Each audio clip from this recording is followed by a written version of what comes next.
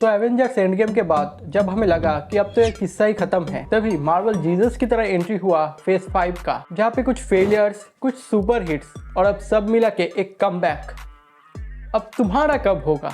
तो फेज 5 के अंदर टोटल 6 मूवीज है, जो कि है Ant Man and the Wasp, Quantumania, Guardian of the Galaxy Volume 3, the Marvels, Deadpool and Wolverine, Captain America Brave New World and lastly but not the least Thunderbolts. तो हमारे new Avengers को assemble कर लेते हैं, Avengers Assemble! और spoiler alert के साथ video start करते हैं। तो फेज 5 की फर्स्ट मूवी है 2023 में रिलीज हुआ Ant Man and the Wasp, Quantumania. तो फेज 5 की शुरुआत होता है एक ऐसे हीरो के साथ जो एमसीयू के सबसे छोटा और सबसे बड़ा कैरेक्टर है, एंटमैन। इस बार की कहानी हम सबको ले जाता है एक नए डायमेंशन में, क्वांटम रियलम। स्कॉट लैंग यानी हमारा एंटमैन अपनी लाइफ एंजॉय कर रहा है। उसकी बेटी कैसी अब बड़ी हो गई है और काफी इंटेलिजेंट भी। कैसी ने एक डिवाइस बनाया है जिसके थ्रू क्वांटम रियलम से कांटेक्ट किया जा सकता है। लेकिन जैसे ही वो डिवाइस एक्टिव होता है, पूरी फैमिली स्कॉट, कैसी, होप और जेनेट एक्सीडेंटली खींच लिया जाता है क्वांटम रियलम के अंदर। क्वांटम रियलम एक अजीब, कलरफुल और अनप्रेडिक्टेबल दुनिया है जहाँ टाइम और स्पेस का लॉजिक काम नहीं करता। वहाँ उन्हें मिलता है नए क्रीचर्स, अलग सिविलाइजेशन और एक मिस्टीरियस और पावरफुल विलेन जिसका नाम है कैंग। कैंग कोई नॉर्मल विलेन नहीं है, उसका पास्ट और फ्यूचर दोनों काफी कॉम्प्लिकेटेड है। कहानी के दौरान हमें पता चलता है कि कैंग और जेनेट का एक पुराना कनेक्शन है जो इस दुनिया के रूल्स को तोड़ सकता है। पूरे मूवी में फैमिली के बॉन्डिंग, एक्सप्लोरेशन और फ्रीडम की थीम छुपी है और स्कॉट एक बार फिर अपने परिवार के लिए कुछ भी करने के लिए तैयार होता है। यह फिल्म एमसीयू के एक नई सागा, मल्टीवर्स सागा का एक बड़ा फाउंडेशन बनता है, तो यह मूवी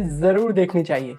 नेक्स्ट मूवी 2023 में ही आया हुआ guardian of the Galaxy Volume 3। इस बार की गार्डियन की कहानी थोड़ी अलग है। ये एक ग्रैंड कॉस्मिक एडवेंचर से ज्यादा एक इमोशनल जर्नी है। ये स्टोरी है दोस्ती, सैक्रिफाइस और अपने पास्ट से डील करने की। इस फिल्म का मेन फोकस है रॉकेट रैकून। हाँ, वही छोटा सा लेकिन डेंजरस रॉकेट। इस बार हम उसके पास्ट को एक्सप्लोर करते हैं, कैसे उस पर एक्सपेरिमेंट्स किया गया है, कैसे उसकी आइडेंटिटी बनी और उसके जख्मों में असली राज क्या है। पूरा गार्डियन टीम इस मिशन पर निकलता है जहाँ उनको गोल सिर्फ एक ही है, रॉकेट को बचाना। लेकिन इस मिशन में उन्हें सामना करना पड़ता है एक नए विलेन से, दी हाई एवोल्यूशनरी, जो कि एक साइंटिस्ट है और एक जेनेटिक परफेक्शन भी बिलीव करता है। इस फिल्म में हमें मिलता है एक्शन, कॉमेडी और ड्रामा। नए कैरेक्टर्स भी इंट्रोड्यूस होते हैं, जैसे एडम वॉरलॉक, जिसका प्रेजेंस एमसीयू के फ्यूचर में इंपॉर्टेंट हो सकता है। एमसीयू के एंड तक गार्डियन का डायनामिक चेंज हो जाता है। ये फिल्म एक क्लोजर है, लेकिन साथ ही नए बिगिनिंग्स की तरफ भी हिंट करता है। अगर आप इमोशनली इन कैरेक्टर्स में इन्वेस्ट होना चाहते हो तो ये मूवी एक मस्ट वॉच है।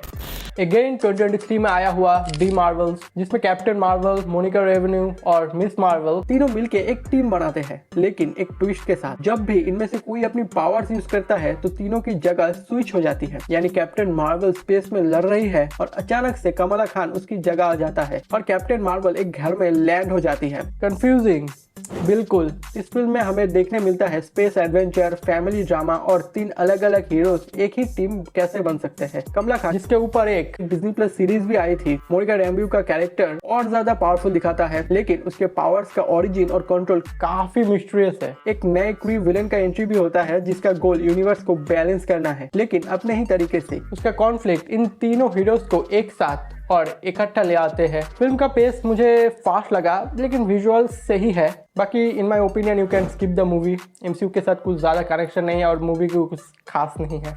नेक्स्ट 2024 में आया हुआ डेडपूल एंड वुल्वरीन। इस फिल्म के बारे में सबसे पहले ये कहना चाहूंगा, ये एमसीयू का सबसे क्रेजीएस्ट और फनीस्ट मूवी में से एक है और इस बार उल्टी खोपड़ी अकेले नहीं है, उसके साथ है एक fan favourite mutant Wolverine. Deadpool की दुनिया में सब कुछ टूट चुका है, लिटरली सब कुछ। जब उसे पता चलता है कि मल्टीवर्स कोलैप्स हो रहा है तो वो टीबीए यानी टाइम वेरिएशन अथॉरिटी के कांटेक्ट में आता है। उसका मिशन सिंपल है, मल्टीवर्स को रिपेयर करो, और इस मिशन के लिए चाहे वो एक स्पेशल म्यूटेंट, और वो है वुल्वरीन। वुल्वरीन जिसे डेडपूल कन्विंस करता है या ज्यादातर जबरदस्ती करता है, रिलेक्टेंटली मिशन ज्वाइन करता है। लेकिन ये कोई नॉर्मल बडी कॉप स्टोरी नहीं है, यह है full on madness, multiverse travel, old Marvel characters का cameo, X Man references and fourth wall breaking joke. Deadpool का ह्यूमर और वुल्वरीन का सीरियसनेस दोनों का कॉम्बो इस फिल्म का हाईलाइट है। स्टोरी में एक पावरफुल विलेन भी होता है जिसका एम है मल्टीवर्स को अपनी टर्म्स पे कंट्रोल करना। डेडपूल और वुल्वरीन उसके अगेंस्ट एक लास्ट स्टैंड लेता है। Full action, full chaos. ये फिल्म सिर्फ एंटरटेनमेंट नहीं है बल्कि एमसीयू के लिए एक गेम चेंजर भी है, क्योंकि इसे ऑफिशियली एक्स-मैन कैरेक्टर्स का एंट्री हो रहा है एमसीयू में। फैंस के लिए तो ये मार्वल जीसस है ही, और फ्यूचर के लिए एक solid setup.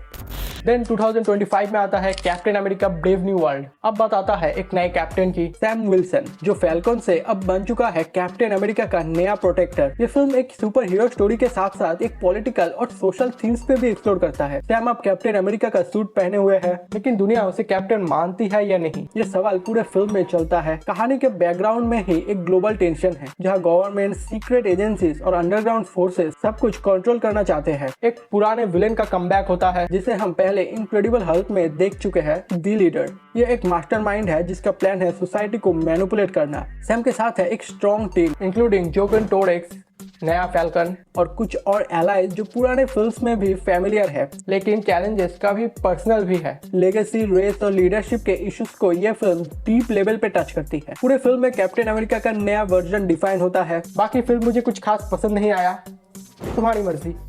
Last but not the least 2025 में आया हुआ थंडरबोल्ट्स, मार्वल फेज 5 की लास्ट मूवी। और ये एक traditional super hero team up film नहीं है। यहाँ ना तो कोई परफेक्ट हीरोस है और ना ही कोई एवेंजर। ये कहानी है उन लोगों की जो या तो विलेन थे या उनका पास्ट काफी मेसी रहा है, लेकिन अब उन्हें एक सेकंड चांस मिल रहा है। एक मिशन के जरिए गवर्नमेंट एक सीक्रेट टीम बनाती है जिसका काम है वो डेंजरस मिशन लेना जो एवेंजर से भी नहीं हो पाते, डार्क मिशन। टीम में होते हैं कुछ फेमिलियर चेहरे जैसे येलेना बेलोवा जो ब्लैक विडो की लेगेसी को आगे बढ़ाती है, बकी बर्नर्स यानी विंटर सोल्जर जो अपने पास्ट से लड़ रही है, यूएस एजेंट्स जिसका मोरल कॉम्पस काफी अनप्रेडिक्टेबल है, रेड गार्डियन जो अपनी लॉस्ट ग्लोरी ढूंढ रहा है, घोस्ट जो अनस्टेबल है, और टास्क मास्टर एक डेडली फाइटर। और इन सब को लीडर करती है वैलेंटीना, एक शेडी गवर्नमेंट ऑफिशियल जिसका मोटिव कभी क्लियर नहीं होता। पहले सब कुछ सिंपल लगता है, एक मिशन, एक टारगेट, एक ऑब्जेक्ट, लेकिन जैसे जैसे मिशन आगे बढ़ता है सब कुछ कॉम्प्लिकेटेड होना स्टार्ट होता है। ये फिल्म एमसीयू के डार्क और ग्राउंडेड टोन को एक्सप्लोर करती है।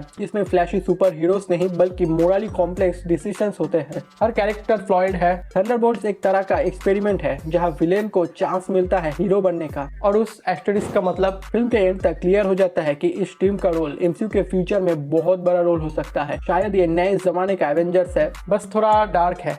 तो मार्वल फेज 5 पे टोटल इतने ही मूवी आए हैं।